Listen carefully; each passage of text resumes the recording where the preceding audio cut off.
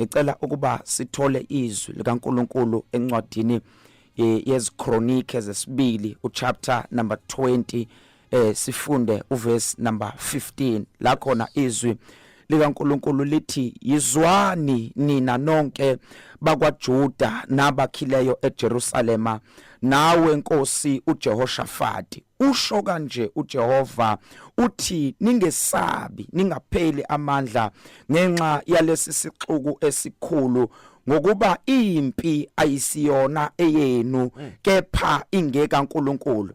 Bazalwane benkosi ekseni ngifisa nje sikhulume lamazwi amafushane bese siyathandaza.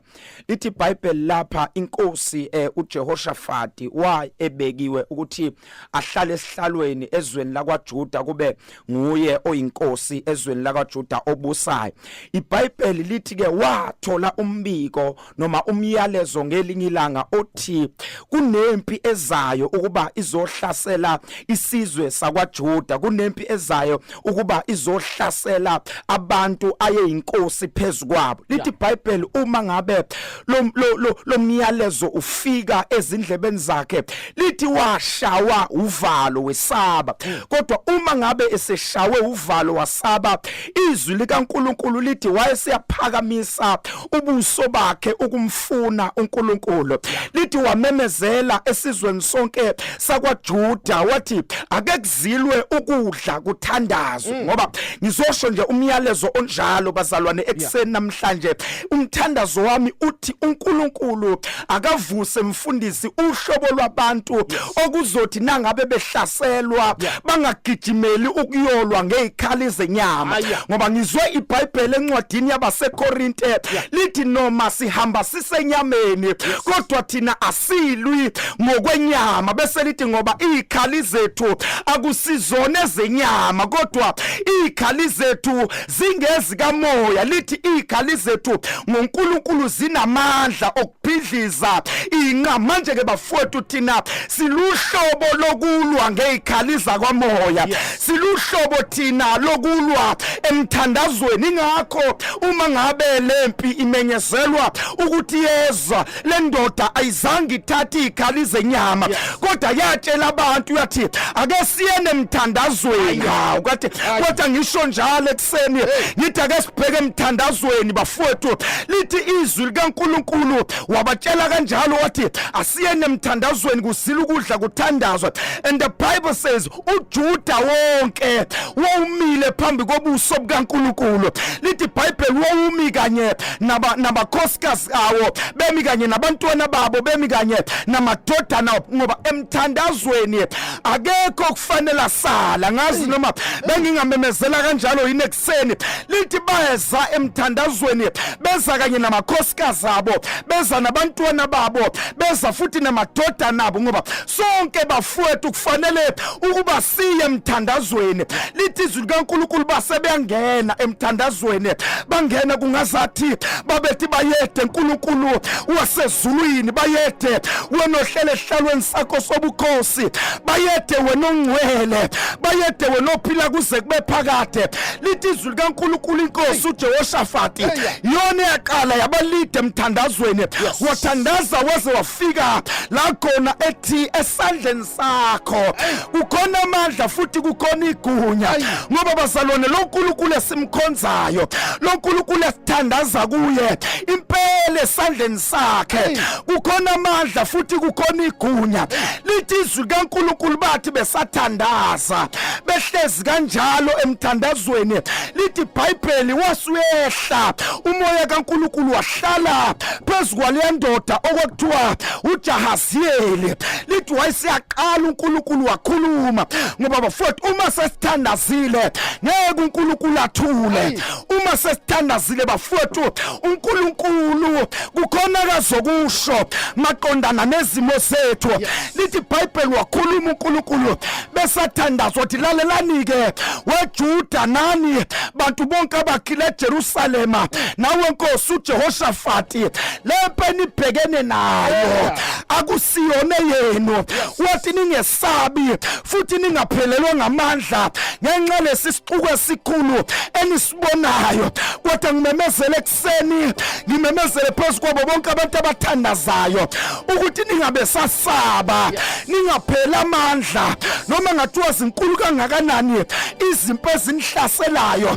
Uthi uSimakade masenithandazile impa ngeke kusaba ngeyenu. Kodwa ngiyawamemezela amandla omthandazo ekseni. Umthandazo bafowethu unamandla ukuthi awuthi enza uNkulunkulu ukuthi aphendule izimpi zethu azenze zibe ngezakhe. Uma sike sathandaza bafowethu, labe kufanele ukuthi kulwe thina khona akube salwa thina, kodwa kulu Jehova. Labe kufanele ukuthi kukhulume thina khona akube sakhuluma thina, kodwa kukhuluma inkosi yenkazimulo. Uthi ningesabi, ningaphela amandla. Iyazwakala yona impi mayimenyezela ukuthi inkulu, kodwa ningesaba kuseyona yenu. Kodwa ngimemezela ukuthi leso simo okade ubone ngazathi siyakucindezela, leso simo otshelwe ngaso kwethiwa sizoqeda ngawe, ngiyamemezela ngene emthandazweni uSimakade uzosiphendula senze sibe ngesakhe. Bafowethu masike sathandaza uNkulunkulu uyasilwela, masike sathandaza uNkulunkulu uyafohla.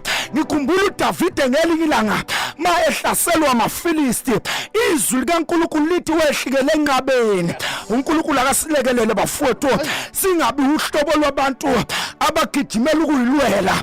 Masihlangabezana nezimo asehlikele enqabeni. Lithi izwi likaNkulunkulu wehlikela enqabeni wayobuza kuNkulunkulu ukuthi Nkosi, njengoba amaFilisti engihlasela ngikhuphuke yini ukulwa kanye nawo?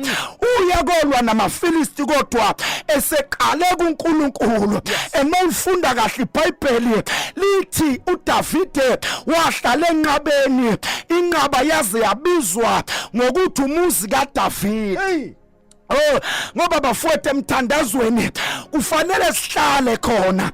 Ngihlale ngimemezela into ethi emthandazweni asivakashi, kodwa sihlala khona bafowethu. Asihlale emthandazweni size saziwe ukuthi laba ilaba abathandazayo. Masihlale emthandazweni size saziwe. Lithi wahlala enqabeni kwaze kwathi inqaba ingumuzi kaDavide. Lithi mangabeke busile kuNkulunkulu, uNkulunkulu wathi phuma ke David uhamba uyolwa kanye nawo amaFilisti wanqobe. Lithi iBhayibheli wawanqoba wonke. Umuzwe sefakaza ethi uJehova uNkulunkulu wami ufohlile izitheni zami, wafohla njengokufohla kwamanzi amaningi.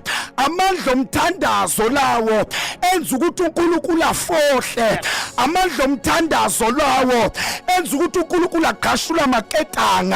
Amandla omthandazo lawo enza ukuthi uNkulunkulu athukulule izibopho, avule iminyango obekuthiwe ngeke ivuleke, kodwa ivuleke ngenxa yokuthi sesisuke sangena emthandazweni kanxusa. Bantu benkosi emakhaya, thandazani bafowethu. Bengifisa nje khona into engike ngahlala ngazidla ngayo ensukwini ukuthi bekunganjani nje ke kuvalwe eSouth Africa, ke kuvalwe noma usuku olulodwa, kumiswa amabhizinisi, kumiswa izikole, ke siye emthandazweni noma usuku nje olulodwa sibone ukuthi ayikho yini into enkosi engayenza. Ithi izwi likaNkulunkulu bathandaza. uNkulunkulu wathi ngoba senithandazile, lempe nibhekene nayo akuseyona eyenu kodwa isingi kaJehova. uNkulunkulu makanibusise ekseni egameni likaJesu. Thandaza mfundisi 30 seconds. Sakubonga Dwala eliphakemeyo, uNkulunkulu ongcwele. Izwi lakho linamandla, liphilile, liphula imsedari yaseLibanoni, lidala okungekho likwenza ukuthi kube khona. Bagcine Nkosi abantwana bakho, ubabuyisele emthandazweni naloya uNkulunkulu wethu obese give up. uNkulunkulu wethu ephelelwa ngamandla omthandazo, ngiyathandaza ukuba uphinde umembathe uNkulunkulu wethu, umfihle enkazimulweni yakho, uqinise amadola abuthakathaka, uqinisa amabhawodi okukholwa kwabantwana bakho, bese kuthi udumo lonke nezibongo zonke zibuyele kuwe. Babusisa ubagcina bavikele, lidunyiswe igama lakho elihle kakhulu. We thank you Lord. Amen.